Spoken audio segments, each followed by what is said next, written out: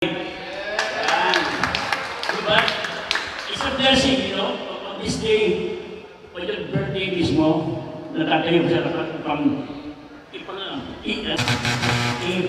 pangampanya, sigat, na para yung ating commitment sa kanya ay maging effective. Because once God wants us to be His people, God wants us to be His follower. As in, dapat po ikayahin natin ang mga deeds ng ating Panginoon upang kayo ay mabuhay bilang isang Kristiyano na naniniwala at nagmamahal sa ating Panginoon. Kaya nga po, ating Spirit for tonight, sila po ang bahala sa inyo. Kaya po meron silang kailangan family portrait. Muli po, si Father Gilbert, ang birthday boy. Amen, amen, mga kapatid. Magandang gabi po sa inyong lahat. Sa pong karangalan sa akin na may-invite ko para mag-talk ngayong gabi. Birthday ko po ngayon. Happy birthday! Ako po. So, ayun, dahil birthday ko po, magpapakain po ako. Magpapakain po ako ng mga aral din. Alright, so, ako po si Robert ulit. Nag-start po ako sa Offers for Christ ng aking asawa noong year 2017. Ang akin pong may bahay, ayos ko po yung pakilala, si Bella Amaros. Ayun lang. Ready po ba ako sa likod? Okay. So, inilihan po kami ng dalawang anak. Si Marcus po at saka po si Gia. Si Marcus po, nung nag-start kami sa community, around 5 years old. So, sinali po namin siya sa Kids for Christ. Ayan, ngayon po, dahil 12 years old na siya, siya po ngayon ay active sa Youth for Christ. Ayan, grade 7 na po siya, tapos yung akin naman pong bunso, 3 years old. So, pag medyo hindi na po siya ganun kalikot, sasali na rin po namin sa Kids for Christ. Okay. So, ang topic po ngayong gabi is our basic commitment. Pag sinabi pong commitment, ano po ba ito? Tatanong po ako isang brother. Si Brother Rodel, ano pagkakaintindi mo sa commitment? Kahit sa word lang po.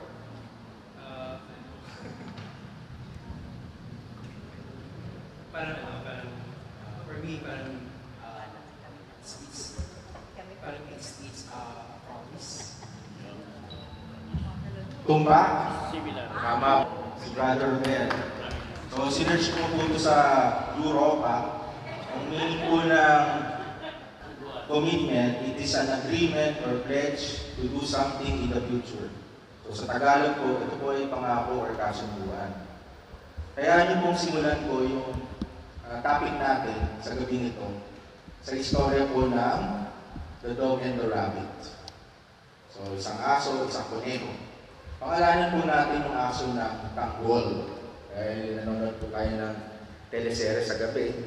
So, si Tanggol po, nakakita po siya ng isang rabbit or isang kuneho. At nung nakita po ni Tanggol ito, agad-agad tumayo si Tanggol.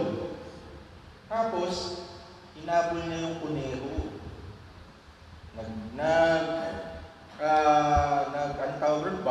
Nagkakahol siya, nag-iingay. Marami rin pong nakapaligid na aso doon sa lugar. So, nakiusoso po yung mga aso ko. Ano kaya yung hinahabol ni Tanggol? Kaya siya nagtatakbo. So, ginawa po ng mga asong nakakita kay Tanggol, nakihabol din po sila at nakitakbo. O yan, nakatakbo na sila. Habol tayo. Hanggang sa dumating po yung time, mga kapatid, na napagod po yung mga nakigaya at nakihabol. Kaya ang ginawa po nila, sila po ay nagpahinga na lang. So, alam niyo po ba kung sino po yung huling aso na humahabol sa kuneho? Siyempre, si Tanggol. And they live happily ever after. Yeah. So, ito pong istoryang to, parang sa community po natin. May question is, bakit? Bakit pa tayo sumali talaga ng Offers for Christ? tayo po ba'y nakigaya lamang katulad ng ibang aso sa kwento? At tumatakbo lamang katulad ng mga aso na nakapaligid? Ano po ba talaga yung purpose natin dito sa community? Bakit po meron tayong mga brothers and sisters na sa umpisa, pag-graduate ng CLP, lahat po yan nag-dressing, nagtatakbo, lahat gusto mag-serve. Pero, at the end of the time, parang naglalayo na sila, nawawala na ng gana, nagpapahinga na. Kasi, hindi po nila nakita yung kuneho, mga kapatid. Or yung kuneho po dito sa kwento, ang ating pong Panginoong Jesus. So, itong topic ko po for tonight, yung basic commitment po natin, is all about our community. So, ano po ba yung community natin? So, CFC is not just a movement, prayer group, service organizations, but a Christian community. And it has the following elements. Remember po, yung Powers for Christ, hindi po ito Chismis for Chismis or any organization. Ito po ay Kristiyano pamumuhay. Christian community. The following elements ay binubuo po ng corporate life, brotherly commitment to one another, at a distinct culture. So, isa-isahin po natin. A corporate life, so para po tayo nasa isang kumpanya, meron po tayong government, order, formation, and we have leaders, we have cluster chapter heads, unit head, household head. So, meron po tayong governance sa ating pong community. Yung governance po natin, yung mga leaders po natin, tinatrack po nila yung ating pong formation. Katulad po ngayong gabi, so kung hindi pa po kayo nag-attendance, mag-attendance na po kayo para po matrack yung formation ng ating chapter head. Yan po yung covenant. So para po tayo nasa corporation, may manager, ayun na. So, ang next slide po is, ang next element po natin, covenant. So, yung covenant po, ito po isang pangako, a concrete relationship and to one another. Ito po yung pangako natin sa ating Panginoon, konkretong relasyon, at sa ating pong mga brothers and sisters, sa ating pong community. Another elements po is brotherly commitment. Brotherly commitment. Pag sinabi kong brotherly commitment, to one another, sa ating pong brothers and sisters. So, commit tayo sa isa't isa. Kaya nga po ang tawag natin sa isa't isa ay brother, sister. Sa short, bro, sis. So, ngayon po, we are not just a member on one organization. Tayo po ngayon ay brothers and sisters na in one family. Tandaan niyo po yan, magkakapatid na po tayo na katulad ng sa isang pamilya. Another elements po is a distinct culture. Pag sinabi kong distinct culture, mga kapatid, ito po yung isang kultura na meron po sa ating community. Meaning to say po, kahit saan tayo pumunta, mapadubay man po yan, mapasibu, anything na may Christ, isa lang po yung kultura na sinusunod natin. Kaya kung mapapansin niyo po, pare-parehas lang po tayo kung paano po tayo manalangin, pare-parehas lang po tayo may household, pare-parehas lang po tayo ma-attend at ma-serve sa mga angko program. Kaya yung way na pananalangin natin, tuwing umaga, pagkagising natin, bago tayo kumain, iisa lang po. So in Powers for Christ, we have committed ourselves to God and to one another. Binabali po natin ang pagmamahal at pagkakaisa, at para po to preserve love and unity, we need order, which makes community life possible. So kailangan po, meron tayong pagmamahalan at pagkakaisa, and order leads to peace, which leads to unity. So kapag order, ito po yung nagbibigay ng kapayapaan, at ito po ay nagbibigay sa atin ng pagkakaisa. Ang sabi po sa Ephesians chapter 4, verse 3, sikapin ninyong mapanatili ang pagkakaisa na kaloob ng Espiritu sa pamamagitan ng kapayapaang nagugulod sa inyo. Sulat po yan. So, that's this course will add the elements of order in CFC. Our goals in this course, ito po yung mga goals natin sa ating mga for all of us to understand better life we are trying to live, para po mas maintindihan natin lahat ang buhay na sinisikap nating may pamuhay. For all of us to commit ourselves more firmly to this common life, para may pangako natin ang ating mga sarili sa gusto nating ipamuhay. And for elders and other CFC leaders responsible for the direction of CFC to be able to serve with greater wisdom and authority for the sake of order and unity. So, para po sa ating mga elders, ating pong mga CFC leaders, na makapaglingkod ng may higit na katulungan at otoridad para sa kapayapaan at kauyusan at pagkakaisa ng ating pong community. So, all of this will enable CFC to effectively pursue its vision and mission to serve God in the way He called us. So, para po magampanan natin, pagkakaroon po natin sa vision and mission po ng CFC, kung paano po na tayo tinawag. So, ano po ba yung vision and mission? So, ito po. Ang vision po natin, families in the Holy Spirit, renewing the face of the earth. Sabi po, mga pamilya tayo sa Espiritu Santo na nagpapanibago sa balat ng lupa. Lalim. So, ganun po tayo po nababalot ng Espiritu Santo.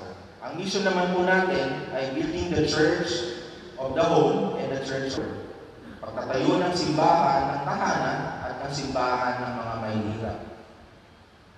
So, what is Christian community? Ano ba yung Kristiyanong pamumuhay? There are 4 biblical terms that express the essence of what Christian community is. So, one of the biblical terms, mga kapatid, yung brothers and sisters. Sa Tagalog po, magkakapatid. So, sabi po sa 1 Peter chapter 1, verse 22, ngayong nais na ninyo ang inyong mga sarili sa pamamagitan ng inyong pagsunod sa katotohanan at naghahangin na sa inyo ang tapat na pagmamahal sa mga kapatid, kaya maalam at taus-puso kayong magmahalan. So again, it is full relationship po. Just like a family membership. So, example, kapag po meron tayong trouble, diba dati, pag may problema tayo sa mga kapatid lang natin, tayo lumalapit. Since nandito na po tayo sa community, nakakahingi na po tayo ng guidance. At mas lumalapit pa nga po tayo ngayon sa ating mga kapatid dito sa community. Kasi before, pag mag-o-open ka sa kapatid mo, baka pagalitan lang ako. Hindi ka tulad sa community natin, dahil pare-pares po tayo nababago ng Holy Spirit. Pag nag-open ka, more of encouragement, more of pag-asa. So according to Jesus Christ, our most important relationship are with those who are in the Lord. So, ang pinaka-importante relasyon po, yung nasa Panginoon talaga. Sabi po sa Lucas chapter 8, verse 19 to 21, dumating ang ina at mga kapatid ni Jesus, ngunit hindi sila makalapit sa Kanya dahil sa dami ng tao. Kaya may nagsabi sa Kanya, nasa labas ko ang inyong ina at mga kapatid, nais nilang makita kayo. Ngunit sinabi ni Jesus, ang mga nakikinig at tumutupad ng salita ng Diyos, ang aking ina at mga. So, kadalasan po, mas intimate na po yung relationship natin sa ating mga brothers and sisters sa community rather than sa ating mga blood relatives. Pag sinabi pong blood relatives, ito po yung dugong nananalantay sa ating pong mga lolo-lola, sa ating pong mga magulang. Yung dugong nananalantay po kasi sa atin, dito sa ating community po ngayon bilang isang Kristiyano, ito po yung dugong nananalantay sa ating Panginoong Jesus. So tayo po mga kapatid, dinalog na ang dugo ng ating Panginoon. Kaya po, sa dugong nananalantay na ito, mas madali natin pinapanalangin ang isa't isa at sabay-sabay tayo nag-pray over kapag may nangangailangan po ng panalangin. Another biblical terms po is community. Sa Tagalog po, pamayanan. Ang sabi po sa mga Gawa, chapter 4, verse 32, nagkakaisa ang damdamin at isipan ng lahat ng mananampalataya at di tinuturing inuman ang sarili niya ang kanyang mga alinarian para sa lahat. So dapat po tayo may one heart and one mind, isang puso at isang isip para po makapag-grow tayo together as a people of God.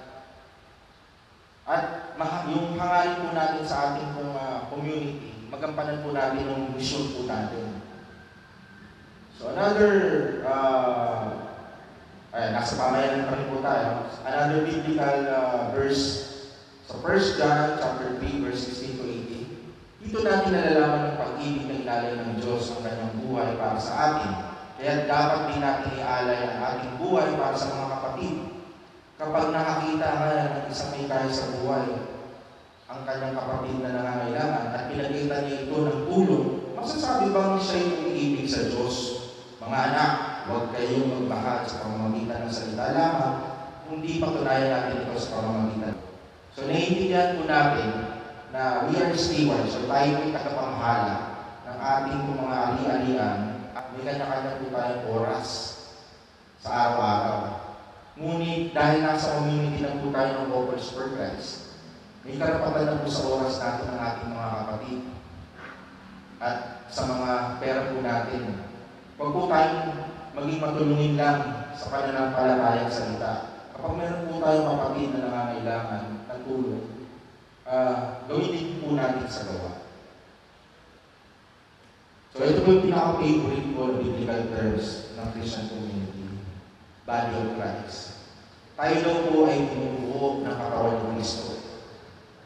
Sa Roma chapter 12 verse 4 to 5, kung paano ang katawan ay binubuo ng maraming bahagi at magkakaiba ang gawain ng mga ito, gayon din naman kahit na tayo marami, nabubuo tayo sa isang katawan ni Kristo at tayong lahat ay iba ng isa't isa. So tayo po mga kapatid, God does not send us to serve as individual. So hindi po tayo nasa-serve as isang tao lamang. Hindi po tayo nagpapagalingan, but we work as a body. So ang body po na ito is to be united so it can function together as one, not independently. May pananagutan po tayo sa isa't isa. Hindi po pwedeng gusto kong mag-serve na ikaw lang mag-isa. Para po tayong walis tingting na kapag isang tingting lang po yung ginamit, wala po tayong mahihikaya. Pero kung mas marami po tayo, mahihikaya. Tandaan po, may pananagutan po tayo. Kaya nais ko po ibahagi sa inyo itong kantang ito. Sana po ay ma-inspire kayo kung bakit po tayo bumubuo ng katawan ni Kristo.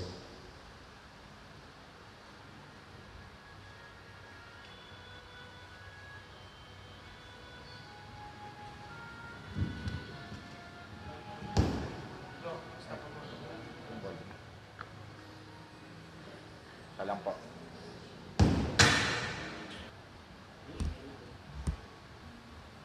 So, pwede po natin sabay ng kanta.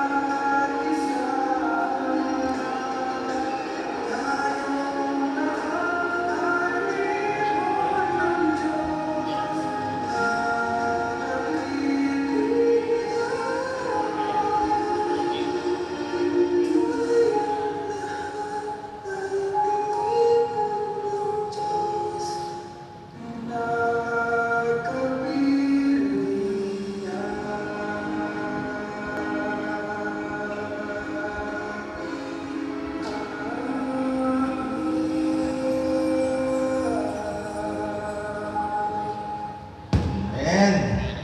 May pananagutan po tayo. Sabihin ko lang sa mga kapatid natin, katabi natin, mahal kita kapatid.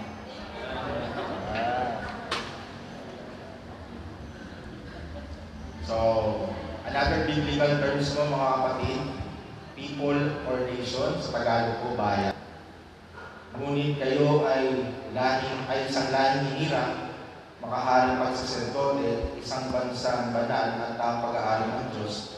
Ito ay upang ipahayag ninyo ang kanyang katiwalaan, at siya rin namang tumawag sa inyo mula sa kadiliman patungo sa kanyang pamanghamanghang kaliwanagan. Noong nakaraan, kayo ay hindi na tao, ngunit ngayon ay tao na ng Diyos. Noon ay hindi kayo magkabit ng kahabagan, ngunit ngayon ay nagkabit na ng kahabagan. So, ang sabi ko, kung wala po ang ating Panginoon sa atin po, hindi po tayo matatapos people at bayan. Kaya po, in case of conflict, we stand with God and church. So, dito po kasi sa mundo natin, meron po tayong secular government, meron po tayong mga batas na sinusunod. Pero pag ito po ay nagkakaroon ng conflict sa ating sa tinuturo pa sa simbahan at ng ating Panginoon, siyempre, mag-i-stand po tayo sa tinuturo ng church. So, ano po ba yung mga counter-cultural Christianity? Hindi po tayo naniniwala sa same-sex marriage. Hindi rin po tayo naniniwala sa abortion. So, the nature of our commitment, ano po ba yung pangako natin? Siyempre po, our commitment is to the Lord as His people, to live as a people of God. Mamuhay tayo bilang isang bayan ng Diyos. So, elements of this commitment, sabi ito, live our lives in righteousness and holiness.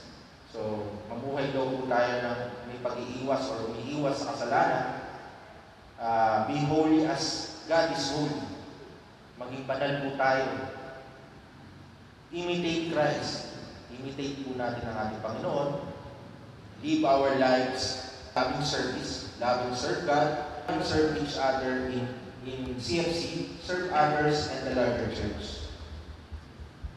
Ang sabi po sa unang Pedro, chapter 1, verse 15 to 16, dahil ang Diyos na pumili sa inyo ay banal, dapat din kayo magpakabanal sa lahat ng inyong ginagawa. Sapagkat nasusulat, magpakabanal kayo sapagkat ako'y banal. Okay. So, our covenant commitment in CFC. So, lahat po tayo, inisuhan or nabigyan, kung nakagraduate po tayo ng CLT, ng covenant card. So, lahat naman po kayo may ganito, no? Hindi ko na po masyadong i-elaborate yan. Ayan po yung parang guidelines natin bilang isang member. Kung may nakakalimutan po tayo, pwede po natin i-review yan. Huwag lang po natin ilagay sa wallet. So, ano po ba yung 5 basic elements of our covenant? Number 1, personal life. Sa paanong parang po natin napapakita ito? Of course, kailangan po meron tayong prayer time. Nagbabasa po tayo ng scriptures. At syempre, every Sunday, nagsisimba tayo. Family life. Napapakita naman po ito. Dapat po meron tayong dialogue sa ating pong mga asawa, sa ating pong mga anak. At meron din po tayo dapat family prayer time. At huwag po natin kakalimutan, time with one another, maging tunay tayo mga magulang sa ating mga anak. Kasi kung ano po yung nakikita sa ating bilang magulang, syempre, na-adapt po ng mga anak natin. Service. Paano po natin na ipapakita ito? Mag-invite po tayo ng mga bagong member. Mag-hikayat po tayo. Katulad po ng last CLP, marami po tayong mga kapatid na nag-invite at nag-hikayat. Mag-join po tayo kay Brother Gene. Kung meron po tayong talent sa music, pwede po tayo mag-join ng music ministry. Or kung saan man po tayo tawagin ng ating Panginoon dito sa community. Corporate life in CFC. By simply attending household mga kapatid or seminar at tumanggap pa din at magikayat ng bagong pasabi. And of course, Christian growth, attend po tayo ng mga formation courses katulad po ng retreat natin, MER, DWR, and continuous study po. So, ang sabi po dito, our covenant is an idea. So, yung covenant card po natin is an ideal, not necessarily already in place. This is precisely why we need mutual ongoing support. Kaya po, sinusuportahan po natin yung isa't isa dahil yung covenant card naman po natin, naka-place na lang po dyan. Ang importante po is we understand covenant and agree with it and try to live it out. So our covenant is voluntary. Kung pumasok po tayo sa ating community, well, really, we stay in CFC by our choice. Ang sabi po dito, it could be for life, since we will continue to need support, and since our CFC mission will probably extend beyond our lifetimes. A couple can leave CFC anytime if they feel CFC is no longer God's call to them.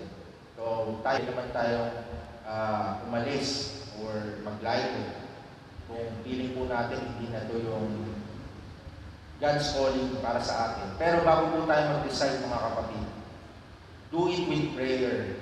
Do it with our elders and leaders para po makasik po tayo ng guidance kung tama ba na aalis na tayo or hindi ba. And one last thing is our commitment is total. Tayo po dapat ay buo. Our commitment to God and to each other touches on whole life. Not just in activities but a family relationship. Not only when we are together but all the time. How I conduct my life has consequence in the whole life. Not only to those we personally know and like. So, dapat daw po ang commitment natin ay buo. Hindi lang pag magkakasama tayo. Pag nandito tayo sa community, nakikita lang po na couples for Christ tayo. Hindi po pwede yung mas pangit po tayo ganun. CFC pa naman, tapos ganun siya. Di ba mas maganda po pag CFC kasi yan. Member ng couples for Christ, kaya madasarin yan. Kaya napakapaliwanay na. At wag po natin kakalimutan na pantay-pantay po tayo sa community. Para po katulad sa isang kumpanya na kung paano po natin i-treat yung ating pong mga CEO, yung mga may-ari ng kumpanya, dapat ganun din po natin i-treat yung pinakamababang empleyado. Pantay-pantay po tayo mga kapatid. And again, we are committed to mission. Our mission is to reach out to all and have them fully part of us. Global work, making disciples of all nations, holistic family ministries, evangelizing couples and non-couples. Our work is primarily with Catholics, but we are also open to other Christians and ultimately will reach to non-Christians. Pahayag po natin ang kadakilaan ng Diyos at maghikayat po tayo ng mga bagong member sa ating community. Yan po yung mission natin. So, dapat po, para po makapaghikayat tayo, again, dapat po tayo ay buo. Nakikita po sa atin si Kristo.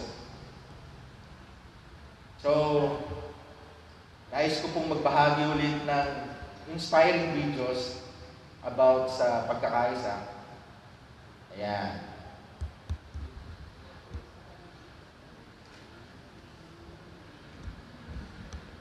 Maligli lang naman po ito.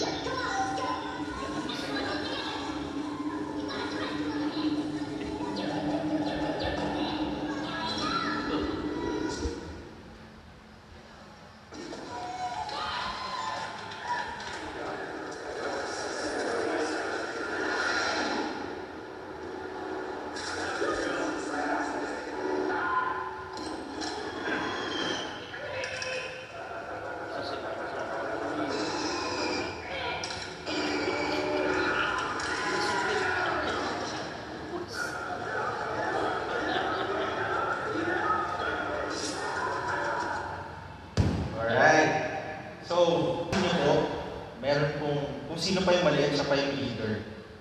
So again mga kapatid, kung tayo po ay nagkakaisa at may obedience sa ating mga leaders, of course, mas mararamdaman po natin yung kapayapaan at pagmamahal. At mas lalo po tayong lumalakas.